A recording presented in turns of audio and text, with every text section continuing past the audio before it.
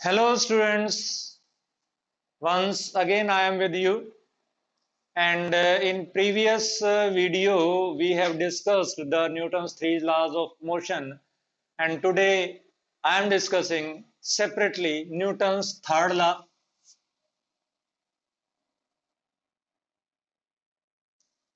Newton's third law and its illustrations.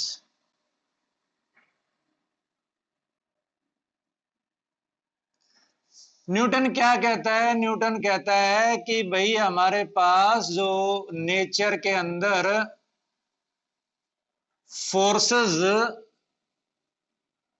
Never occur singly, single force exist ही नहीं करता, single force exist नहीं कर सकता. इट ऑलवेज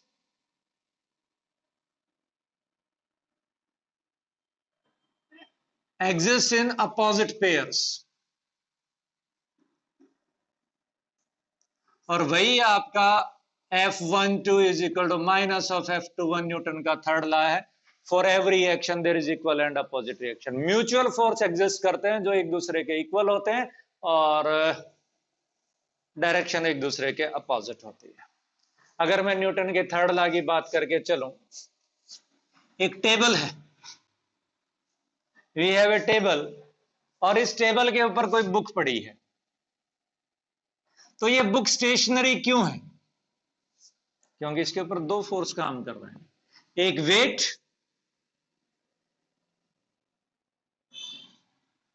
और दूसरा नॉर्मल रिएक्शन. बुक टेबल के सरफेस के ऊपर फोर्स लगाता है, टेबल का सरफेस बुक के ऊपर फोर्स लगाता है. Now two forces are acting on the book, weight and normal reaction, इसलिए स्टेशनरी. स्विमिंग के केस में भी ऐसा ही होता है. You push the water backward and water forces you to move forward. Swimming में भी ऐसा ही होता है. अगर कोई गन शूट करते हैं तो गन का जो ट्रिगर होता है वो बुलेट को फॉरवर्ड फोर्स लगाता है, बुलेट गन को बैकवर्ड फोर्स लगाता है, इसलिए हमें बैकवर्ड जर्क मिलता है, बैकवर्ड जर्क हो जाता है. हम लोग मिट्टी पर, सैंड में इजीली वॉक नहीं कर सकते, बिकॉज हमें इजीली जो है वो वहां से रिएक्शन नहीं मिलती. वॉकिंग में भी हमारे पास क्या चाहिए? हम फ्लोर को दबाते हैं, फ्लोर हमें आगे पुश करता है. तो हमारे पास ये पेयर्स में एग्जिस्ट करती है. न्यूमेरिकल प्रॉब्लम्स में एक प्रॉब्लम होती है, कहां न्यूटन का थर्ड लॉ लगाऊं, कहां law of conservation of linear momentum लगाऊं. तो law of conservation of linear momentum तो लगता है जब आपके पास वन टू मैनी या मैनी टू वन का सिस्टम, वन टू मैनी का या मैनी टू वन का. और अगर हमारे पास वन टू वन का सिस्टम है तो न्यूटन का थर्ड लॉ लगेगा. लेटर ऑन डिस्कस करके चलेंगे. हॉर्स कार्ट प्रॉब्लम, सिंपल सा. Horse cart problem. ये एक कार्ट है और यहां पर ये हॉर्स है, ये इसके पैर है. कौन कौन से फोर्स काम कर रहे हैं? कौन कौन से फोर्स काम कर रहा है? हॉर्स का वेट, हॉर्स के ऊपर नॉर्मल रिएक्शन, कार्ट का वेट, कार्ट के ऊपर नॉर्मल रिएक्शन. हॉर्स इस डायरेक्शन में अफर्ट करता है फोर्स, उसको इस डायरेक्शन में रिएक्शन मिलती है. इस रिएक्शन के दो कंपोनेंट हो गए, आर कॉस थीटा, थीटा, यहां पर टेंशन T1 और यहां पर फ्रिक्शन.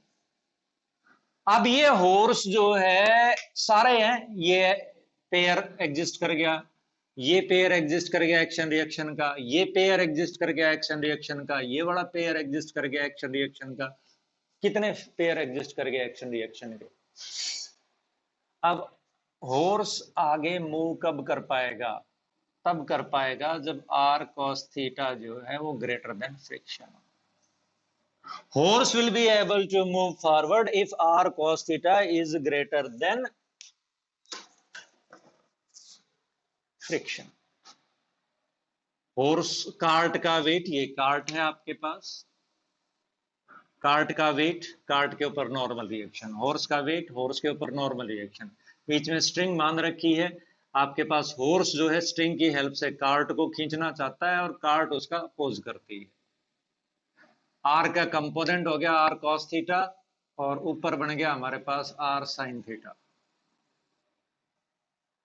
तो ये आपके पास हॉर्स कार्ट प्रॉब्लम है, सिंपल से।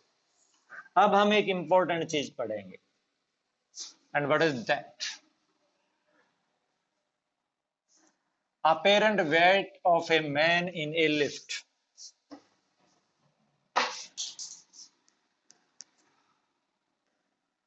Apparent weight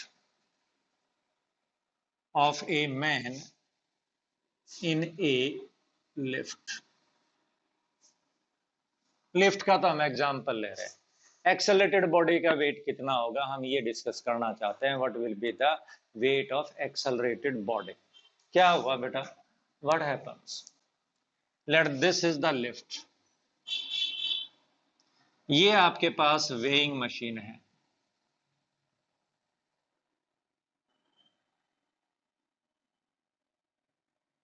ये आपके पास वेइंग मशीन है और ये भाई आप खड़े हो इसके ऊपर। अब वेइंग मशीन क्या रीड करेगी? वेइंग मशीन रीड वो करेगी जो इसके ऊपर एक्शन होगा, और जितना इसके ऊपर एक्शन होगा उसी इंस्टेंट पर क्या होगा? रिएक्शन होगा। तो what are the forces acting on the man? Man का weight mg, normal reaction r। Normal reaction किसकी? जितना मैन ने किसके ऊपर फोर्स लगाया? वेइंग मशीन के ऊपर फोर्स लगाया, उतना ही वेइंग मशीन ने मैन के ऊपर फोर्स लगा दिया। तो वेट कितना होता है? वेट उतना होता है जितना मैन जो है वो वेइंग मशीन के ऊपर फोर्स लगाता है। Case one, case one, if moving uniformly, if lift is moving uniformly, अगर लिफ्ट क्या कर रही है? यूनिफॉर्मली मूव कर रही है, तो एक्सेलरेशन किसके बराबर? 0 के बराबर। What are the total forces acting on the man? Normal reaction और कौन सा? वेट। माइनस क्यों कर दिया? वेट डाउनवर्ड काम कर रहा था, रिएक्शन ऊपर अपवर्ड काम कर रही थी। और बेटा नेट फोर्स किसके बराबर होता है? Mass into acceleration. तो क्या होगा? R is equal to mg.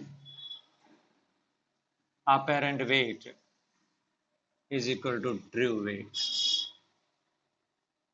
Apparent weight किसके बराबर है आपका? Apparent weight आपका true weight के बराबर है। कब? जब आपका लिफ्ट यूनिफॉर्मली मूव कर रही है। Case 2,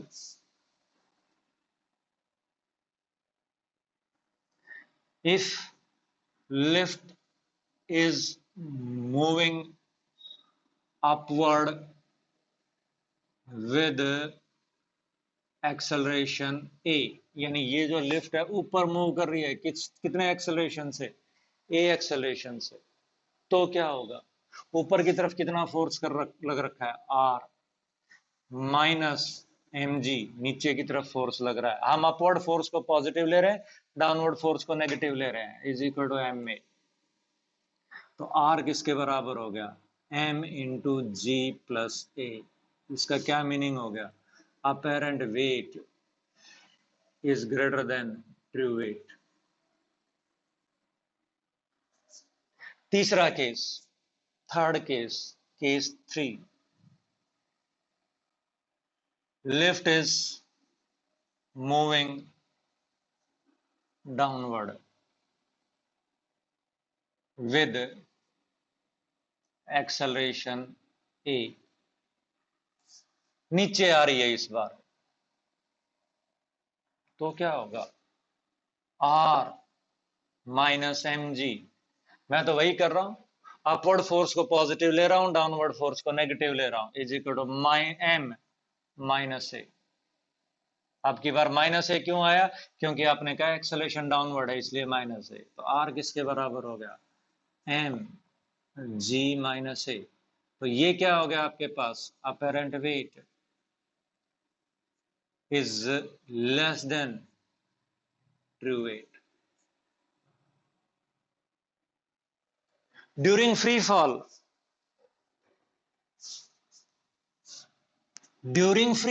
what happens,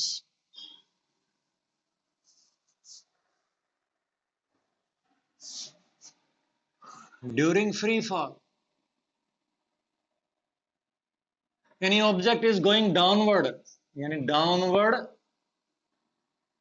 acceleration G, तो वही बात है, R minus M G is equal to M into minus G, that R is equal to 0, यानी वेट लेसनेस।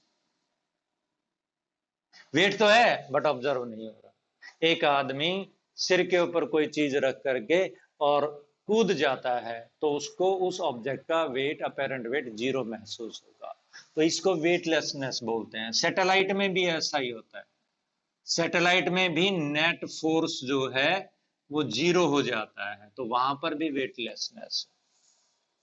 अगर मूव कर रही है, कैसे, moving down with A greater than G, sorry हाँ, ए ग्रेटर देन जी, तो क्या होगा हमारे पास, तो हमारे पास अपेरेंट वेट नेगेटिव होगा। अपेरेंट वेट कैसा होगा, नेगेटिव होगा। क्यों नेगेटिव होगा भाई, मोटी सी बात है, वेट को तो नीचे की तरफ काम करना चाहिए, पर ये तो ऊपर की तरफ काम करने लग जाएगा क्योंकि आर नेगेटिव बनेगा। R is equal to M into